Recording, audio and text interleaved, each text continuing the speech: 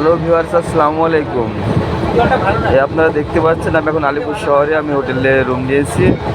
এখন প্রায় দুপুর হয়ে আসছে, আমি খেতে যাব। এখানে খুব ভালো একটা খাবার হোটেল আছে, 16 আনা বাঙালি। এই যে দেখতে পাচ্ছেন 16 আনা বাঙালি। এখানে বাঙালি আনা সব রকম খাবার পাওয়া যায়।